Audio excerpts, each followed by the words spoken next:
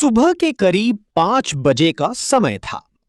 आसमान हल्का नीला होने लगा था और सूरज की पहली किरणें धीरे धीरे धरती को रोशन कर रही थीं। रात की ठंडक अभी भी हवा में थी, लेकिन माहौल में एक अजीब सी शांति और सुकून था। मैं अपनी गाड़ी लेकर शहर से बाहर निकल आया था ताकि सुबह की इस ताजगी को महसूस कर सकूं। सड़क लगभग खाली थी। सिर्फ कुछ दूर दूर पर पक्षियों की चहचहाहट सुनाई दे रही थी। पेड़ों के बीच से आती हल्की धूप सड़क पर गिर रही थी, जिससे रास्ता और भी खूबसूरत लग रहा था।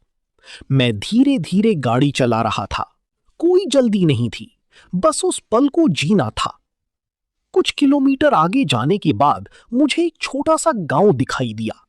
गांव अभी पूरी तरह जागा नहीं था। बस कुछ लोग अपने घरों के बाहर सफाई कर रही थी और कहीं-कहीं चूल्हे से धुआं उठता दिख रहा था। मैं गाड़ी धीमी करके उस रास्ते से गुजरने लगा। तभी मेरी नजर एक छोटे बच्चे पर पड़ी। वो सड़क के किनारे खड़ा था और मेरी गाड़ी की तरफ देख रहा था। उसकी आंखों में अजीब सी शांति थी, जैसे वो कुछ कहना चाहता हो। मैंने गाड़ी रोक दी और खिड़की नीचे की। क्या हुआ? मैंने पूछा। वो कुछ सेकंड तक मुझे देखता रहा, फिर धीरे से बोला, आप इस रास्ते पर पहली बार आए हो ना?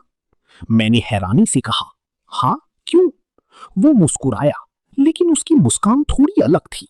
उसने सामने की तरफ इशारा किया और बोला, आगे जो मोड़ है, वहां से कोई जल्दी वापस नहीं आता। मैं थोड़ा चौंका, लेकिन फिर हंसते हुए कहा, अरे ऐसा क्या है वहां? बच्चा कुछ नहीं बोला, बस धीरे धीरे पीछे हट गया और फिर पेड़ों के बीच गायब हो गया।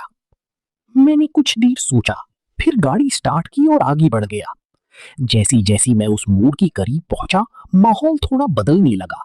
सुबह की रोशनी अब भी थी, लेकिन आसपास की शांति थोड़ी भारी लगने लगी। पक्षियों की आवाजें भी कम हो गई थीं। मैं मोड़ के पास पहुंचा और जैसे ही गाड़ी उस मोड़ से आगे बढ़ी, सड़क अचानक बिल्कुल अलग हो गई।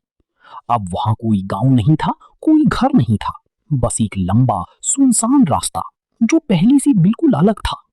मैंने पीछे देखने के लिए मिरर में देखा, लेकिन पीछे वो रास्ता नहीं था जिससे मैं आया था, सिर्फ धुंध थी। मैं घबरा गया, ये कैसे हो सकता है? मैंने गाड़ी रोकी और बाहर निकल कर देखा। चारों तरफ हल्की धुंध थी और हवा बिल्कुल शांत थी। तभी मुझे वही बच्चे की आवाज सुनाई दी, मैंने कहा था ना, यहां से कोई जल्दी वापस नहीं आता।